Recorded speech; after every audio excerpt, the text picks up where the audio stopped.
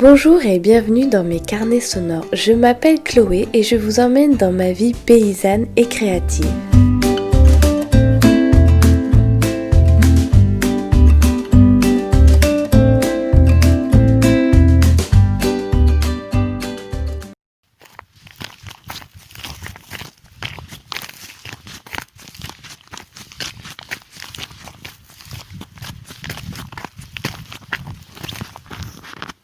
On est le 1er janvier 2021 et je vais voir mes brebis. Il y a un grand soleil et cette nuit il a gelé un petit peu. Donc c'est blanc mais ce matin il y a un grand ciel bleu. Il y a l'Opi qui court devant. Je vais passer à côté des petites mares. Et puis après je vais voir les brebis. Leur ouvrir un peu le foin. Et puis voilà. Je vous souhaite à tous une excellente année. Et que vos projets se réalisent et plein de bonnes choses.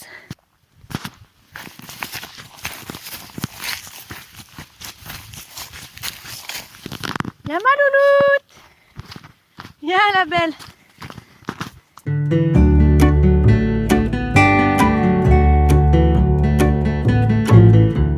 Ça fait longtemps que je vous ai pas emmené aux œufs. Alors là, on va aller les chercher. On est samedi.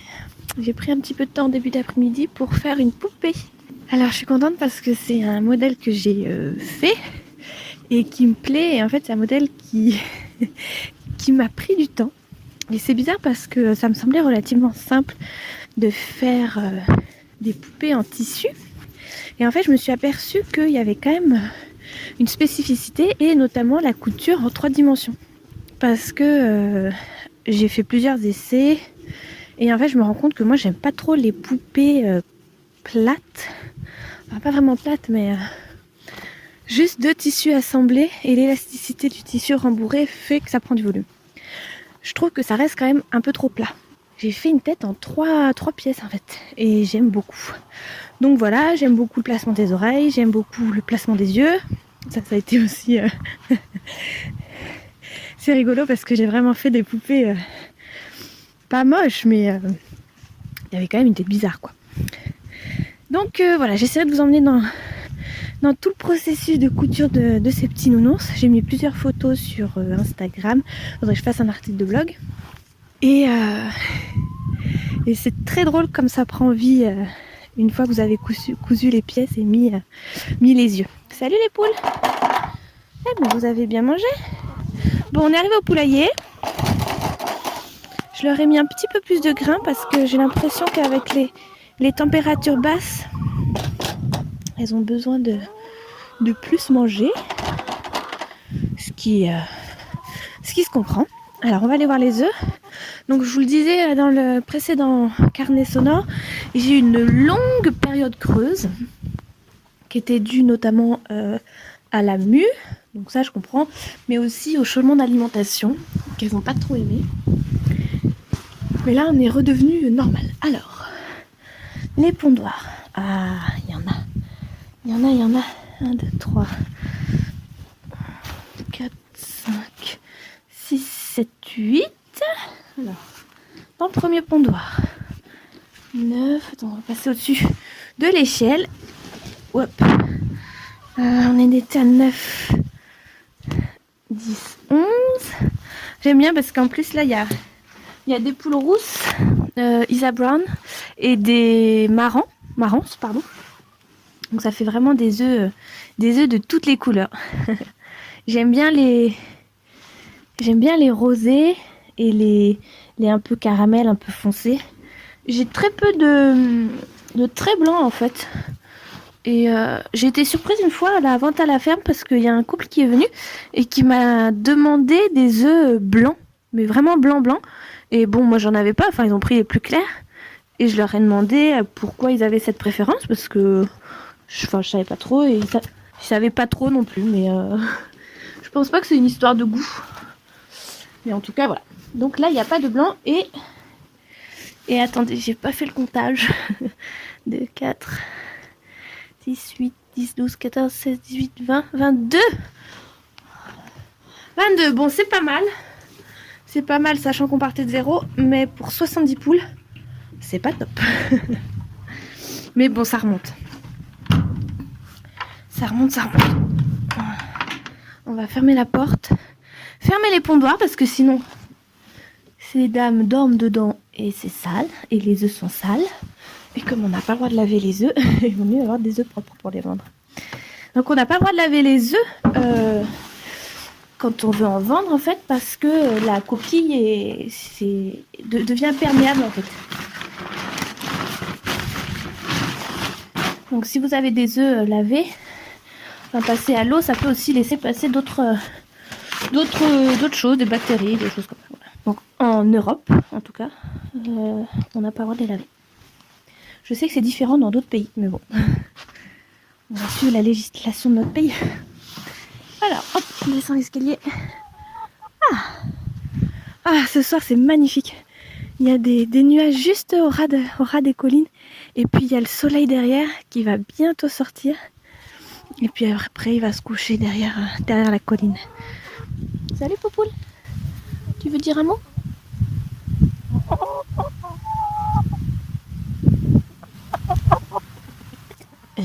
Elles sont timides. Elles veulent pas parler dans le micro. Ah, le soleil, ça y est. Ah, ça fait du bien. Il y a eu des jours vraiment froids et gris. Et là, ce petit ciel bleu, c'est magnifique.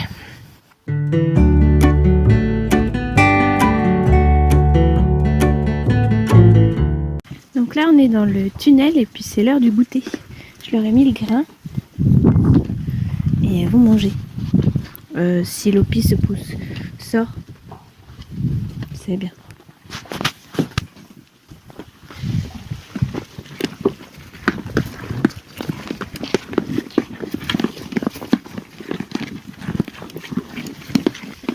Ça craque parce que c'est du grain, il y a du blé, de l'avoine et du pois et de la veste. Alors ça, elles sont obligées de le croquer.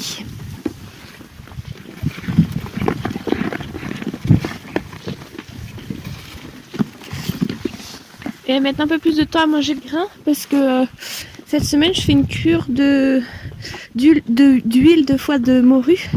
Et les premières fois, elles se demandent un peu ce que c'est. Elles veulent pas trop manger, elles essaient de trier. Mais bon, après, elles mangent tout et voilà. Donc c'est vrai que c'est très riche en vitamines. Et notamment quand il manque de soleil, comme ces jours-ci, là, ça leur fait un apport de vitamine D, de vitamine A. Et voilà. Donc là, elles sont en train de manger. Je vais aller ranger ma boîte et puis après, on va revenir pour leur mettre du foin. Et puis la journée sera finie. Alors, ce matin j'ai mis un petit peu trop de foin. J'ai un petit peu de mal à me caler en ce moment parce qu'avec les jours froids, ils mangent plus, comme les poules. Du coup ce matin j'en ai mis un peu trop, donc il en reste. Donc bon, je l'ai réservé et puis je leur remettrai pour tout à l'heure. Et donc ce que je fais, c'est que je leur mets un petit peu de foin. Enfin je leur mets beaucoup de foin, pardon, et un petit peu de paille.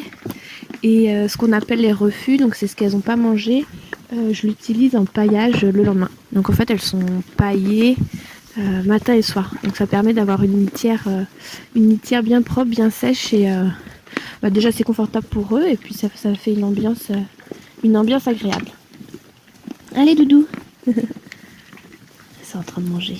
Viens mémé. Oh t'as peur hein. Voilà. Donc là elles mangent mais elles essaient de trier. Donc il faut que j'attende qu'elles aient tout fini parce qu'elles vont quand même tout manger. Et du coup ça prend plus de temps.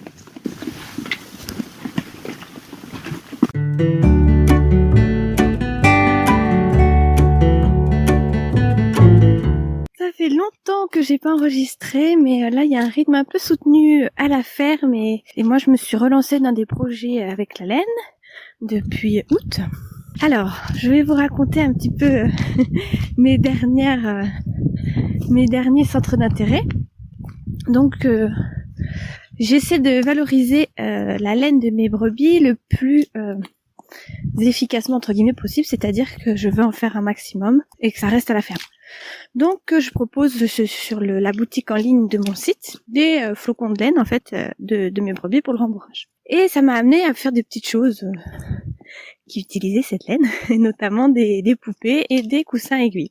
Et j'avoue que je suis un petit peu tombée dans le domaine des poupées entre guillemets Alors en anglais, il y a un terme qui me parle un petit peu plus, donc c'est les soft toys, les jouets doux, on pourrait dire. Et c'est vrai que je trouve le terme un peu plus approprié. Je dis poupée, mais c'est pas vraiment poupée. C'est des jouets des peluches peut-être, on pourrait dire, mais c'est pas vraiment des peluches. Enfin bon, bref. Quoi qu'il en soit, je me suis lancée là-dedans. Donc j'ai commencé par une biche de Effie Little Things, qui est en Angleterre, je crois. Donc tout ça, c'est sur les liens, c'est sur les articles de blog des semaines précédentes. Donc j'ai fait cette biche donc avec un drap de lin et coton de ma grand-mère et une petite cotonnade, un petit tissu, un petit coupon pour patchwork en fait pour lui faire sa robe, une petite écharpe au crochet. Et c'était très très agréable et c'est drôle comme j'ai eu l'impression en fait une fois terminé, disons une fois les vêtements cousus et la broderie des yeux etc faite, c'est drôle comme quelque chose à rayonner entre guillemets de la poupée, ça a vraiment pris vie en fait, c'est marrant. Donc depuis là, j'essaie en fait, j'ai acheté plusieurs patrons sur Etsy pour faire des peluches, des poupées. Et j'ai essayé plusieurs techniques, plusieurs formes. Et pour l'instant, j'avais principalement essayé avec du coton de faire le corps, la tête. Et là, j'ai trouvé dans mes stocks de tissus que j'avais acheté, mais je pense quand j'étais au lycée. Ouais. Quand j'étais au lycée, j'allais souvent à Emmaüs pour trouver des tissus. Donc c'était pas vraiment des tissus. Et notamment, ils avaient beaucoup là où j'allais, ils avaient une section plutôt ameublement avec des gros rideaux, ce genre de choses. Et je me souviens que j'avais trouvé pas mal de choses intéressantes, notamment mon premier sac que j'ai cousu, c'est avec une thé d'oreiller hyper kitsch, orange, blanc, marron. Enfin, et c'était en fait 2 anciennes thés d'oreiller quoi, en tissu assez épais. Donc bref, j'ai été chercher dans ce petit carton que j'avais pas ouvert depuis bien des années et j'ai trouvé des panneaux de velours. Alors, je pense que c'est du velours. Enfin, j'en suis sûre, je pense pas que ça porte un autre nom. Derrière, c'est une sorte de toile tissée vraiment lâche. Et dessus, c'est du velours. Donc les couleurs sont pas... je me souviens que j'avais trouvé du marron un peu chaud. Il me semble que j'ai un violet et peut-être un rose ou enfin un parme. Bon voilà. C'est pas... J'aurais préféré un beau gris ou enfin voilà, plutôt des couleurs qui fassent un peu fourrure animale. Mais bon, ça me permet de me tester à la couture du velours parce que j'avais jamais cousu ça. Je me suis pas encore renseignée, je sais pas comment c'est fait. C'est vrai que c'est marrant ce tissu. C'est très doux. Enfin, très doux et alors, je dis les poils, je sais pas, enfin, les fibres, en fait, elles sont très rases. Donc, c'est plutôt facile à coudre. Moi, j'ai tendance à pas du tout épingler, mais là, il faut quand même bien épingler parce que, suivant le sens où vous prenez votre velours, les 2 pièces peuvent glisser l'une sur l'autre. Donc, j'ai fait un ourson suivant un patron que j'avais créé de A à Z, en fait, parce que l'objectif, c'est d'en faire quelques-uns et de les vendre à... Donc je souhaite pas utiliser un patron que j'ai acheté, même s'il y en a où ils disent que c'est pour un usage personnel, et puis il y en a où ils disent que vous pouvez vendre les créations faites à partir de ce patron. Mais je trouve toujours que c'est intéressant d'avoir un petit truc en plus et un petit truc personnel. Et puis en essayant différents patrons, c'est vrai que j'ai des formes que j'aime bien. Enfin voilà, je mixe un peu tout et donc j'ai cousu un nounours, une oursonne et un autre ours. Donc celui-là avec le velours, mais 100% velours. Alors j'aime beaucoup la forme, faut que je retravaille la pince du ventre et de dos parce que ça fait trop, elle est trop profonde, ça fait trop de profondeur. Et j'aime beaucoup la tête de l'ours. Par contre, tout velours, je sais pas, ça me plaît moyen. Donc là j'en refais un, alors ce sera pas un ours, ce sera je sais pas quoi. Mais juste avec les bras en coton et juste les mains entre guillemets en velours et les jambes et la tête. Et le buste sera pareil en coton. Donc voilà, il y a des formes que j'ai dans la tête que j'arrive pas encore à reproduire. Il y a une forme que j'aime beaucoup, c'est la forme vraiment ronde de la tête. Ça me plaît bien. Et il y a En fait, vous pouvez soit faire le corps tout d'une pièce, donc avec les jambes, c'est simplement un arrondi en fait, ou alors vous faites 2 jambes séparées et vous avez juste à les coudre au tronc du corps. Donc la première option, en fait, ça fait une poupée qui se tient droite, elle peut pas se plier. Et la deuxième option, ça fait une poupée qui peut s'asseoir. Donc je crois que je vais privilégier cette option, et puis ça fait quand même plus souple. Je vais voir. Donc voilà où j'en suis des petites des petites aventures dans la couture. J'ai pas pesé, faudrait que je pèse pour savoir pour une poupée de 30-35 cm combien je mets de rembourrage de laine, ce serait intéressant. Donc la laine en rembourrage, merci parce que ça marche bien. J'avoue, je suis même un peu dépassée pour suivre les commandes parce que c'est quand même long de laver, de faire sécher en fait, surtout à cette période, et de tout garder. Mais bon, je m'y attelle et ça avance. Donc si j'y arrive, je sais pas comment faire, je vais essayer de vous mettre un patron de nounours, ou parce que c'est vraiment chouette à faire. Faut que je travaille là-dessus. Mais il y a en ce moment aussi, je vais sortir le deuxième patron de ma collection de vie de livres. C'est une petite collection de 5 patrons de chaussettes. Donc j'ai sorti le premier, je sais plus quand, juillet, non, août, enfin bref, je sais plus. Et là, il y a le deuxième qui est en train d'être vérifié et traduit. Et voilà, donc ça devrait sortir dans les prochains jours. Autre nouvelle, je continue aussi à faire des petits paniers pour faire les coussins aiguilles. Donc ça c'est en cours aussi, mais comme je vous disais là, c'est assez ironique, mais je manque de laine. En fait, j'arrive pas à suivre sur la préparation de la laine, et du coup j'ai pas mal de petits coussins aiguilles à rembourrer, et je suis en train de faire les petits paniers pour les proposer aussi sur le site. Et voilà.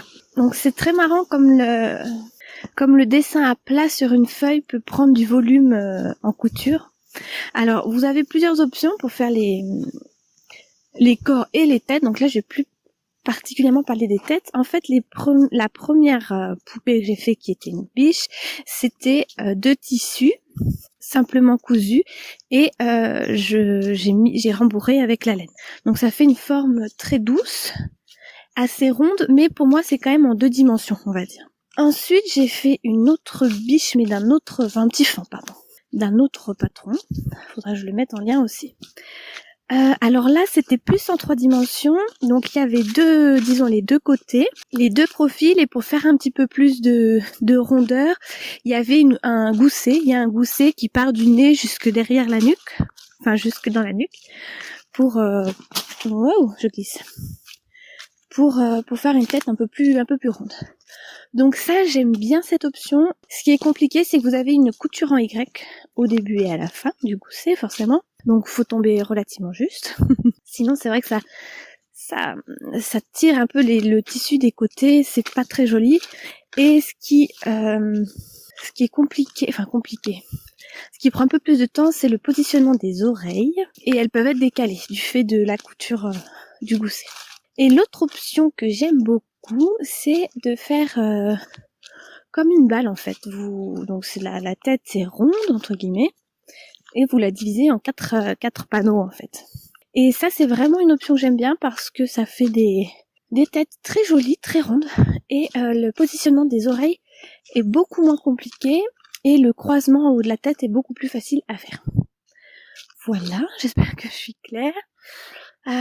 Sinon, allez voir les photos sur le Instagram ou le site, vous verrez les différentes formes. Donc l'idée, c'est que je propose un format, disons, ours, je pense, et un format plutôt petit fond. Voilà, donc il y aurait sûrement 2 formats. Et au niveau des matières, je vais continuer pour la tête, les mains et les jambes en velours, tant que j'en ai, et puis j'irai voir peut-être en acheter s'il y a des jolies couleurs. Et les vêtements en coton avec des tissus type pour le patchwork. Alors oui, donc une fois que vous avez fait votre poupée et que vous l'avez rembourrée, donc c'est déjà très joli et ça peut rester comme ça, mais souvent ce qui est bien, je trouve, c'est de faire des petits habits, des petits accessoires en fait. Moi, c'est ce qui pêche. J'avoue que Je suis retombée d'ailleurs dans mes livres de patronage que j'avais achetés il y a bien longtemps. Voilà, donc en fait l'idée aussi de faire des formes, deux formes, c'est d'avoir aussi des bases de patron toujours les mêmes, quoi. Toujours pas reprendre les mesures, tout ça. Donc il y a plusieurs options. Ce qui est plutôt facile pour moi, c'est de faire des robes, évidemment. J'ai essayé les manches. Moi, je suis un peu déçue, j'avoue. Je pense que c'est parce que j'avais pas fait un bon patron. Et puis c'est quand même très dur de faire des emmanchures si petites pour moi. Et il n'y a pas vraiment d'épaule en fait sur une poupée. Enfin, vous pouvez en faire, mais celle que je fais, c'est plutôt droit, quoi. Et c'est vrai que j'ai fait une robe avec des manches bouffantes. Elle était bien réussie, mais ça a été très long. Enfin, très long. Ça a été relativement long. Déjà, j'ai fait plusieurs essais, plusieurs patrons ratés avant d'avoir le bon. Et c'était assez long à coudre. Et voilà. Donc il y a plusieurs options aussi qui existent. J'ai pas encore tout regardé. Mais ce que j'aime bien, c'est que quand même ce soit tout doublé en fait, pour que les coutures n'apparaissent pas dans le vêtement. Donc est-ce que c'est bien nécessaire ou je sais pas, à voir. Les pantalons.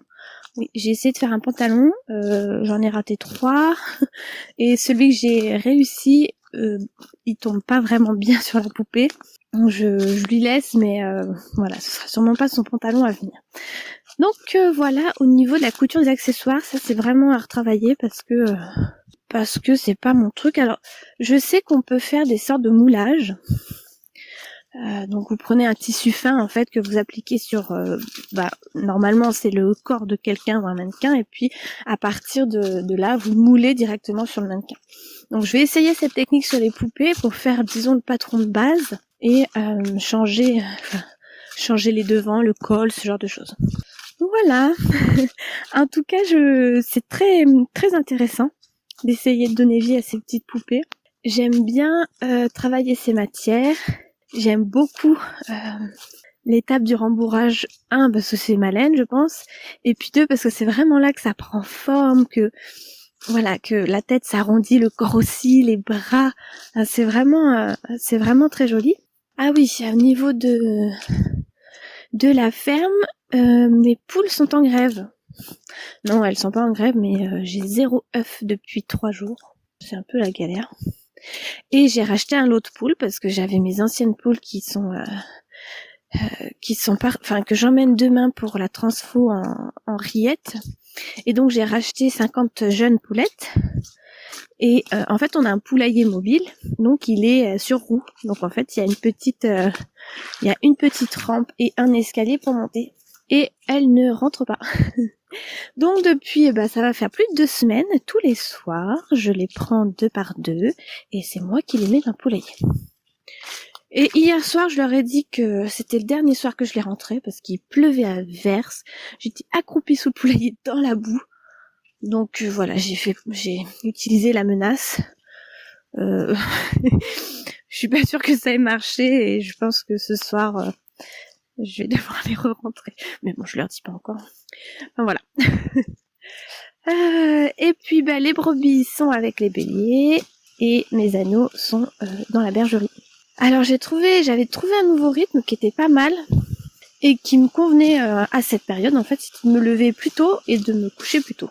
Comme ça, j'avais 2 heures à peu près le matin pour faire mes coutures de poupées notamment, mes savons et etc. Seulement, Elga se réveille vers 6h en ce moment. Donc je me levais à 5h, elle se réveillait à 7h, donc ça me laissait 2 heures, c'était vraiment parfait. Là, j'avoue que ça m'a un peu démotivée. Donc il y a un jour où je me suis levée à 4h et elle s'est levée à 6h, donc j'ai eu mes 2 heures, mais j'avoue que je peux pas le faire tous les matins. 4h c'est un peu tôt quand même. Le midi c'est compliqué en ce moment, on a beaucoup de choses à faire, je sais pas, c'est une période vraiment... Bon, puis il y a des projets qui se mettent en place, il va y avoir certainement... Oh là là, il pleut encore. Bon, il va y avoir certainement des petits et des grands changements sur la ferme. Donc ça, on travaille sur ça avec Hugo, on est vraiment ravis. Je vous en dirai plus quand ce sera un peu plus concret. Et voilà pour les nouvelles.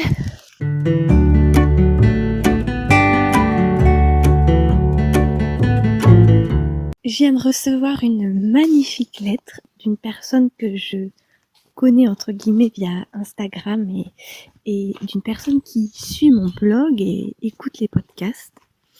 Et elle m'a écrit une très jolie lettre. Elle m'a envoyé un petit cadeau dans ce courrier. Et ça m'a beaucoup touchée. Je suis émue parce que j'ai l'impression d'être connectée avec des gens, même sans les connaître. Et je suis vraiment très très heureuse d'être une petite graine d'inspiration pour des personnes. Et ce qui me touche d'autant plus, c'est que elle a pris le temps dans sa journée, dans sa vie, d'écrire cette lettre, ce petit mot. Et c'est vraiment vraiment très touchant. Donc j'en profite pour vous remercier parce que vous êtes bientôt 4000, je sais pas combien, sur Instagram à me suivre plus ou moins. Donc c'est vrai que je fais pas beaucoup attention aux chiffres, à ces chiffres-là, mais finalement rassemblés dans une dans une grande salle, 4000 personnes, ça commence à faire beaucoup. Je voulais vous remercier parce que j'adore créer, c'est vraiment un besoin. Et j'aime beaucoup partager parce que je me dis que peut-être quelqu'un ne va pas connaître ça et ça va lui faire découvrir. Peut-être que il connaît, mais ça va lui faire découvrir une nouvelle technique. Enfin, plein de choses ou juste une belle photo qui va amener un sourire chez quelqu'un. C'est tout ça qui compte en fait sur mon compte Instagram. Et c'est pour ça aussi que je continue le blog. Donc plus ou moins régulièrement, il y a des fois où j'écris pas, des fois où j'écris beaucoup, enfin voilà. Ça va comme ça vient. Je me mets pas de limite, je me mets pas de pression et j'ai l'impression que c'est ça qui marche chez moi et c'est ça qui plaît le plus. Donc un grand merci à vous pour vos commentaires, vos petits cœurs, vos questions, vos réponses, votre soutien, vos commandes, vos réactions et voilà. Donc même si on se connaît pas, je vous embrasse très fort de loin et je vous dis à très vite sur le blog ou sur Instagram pour plein de nouvelles choses.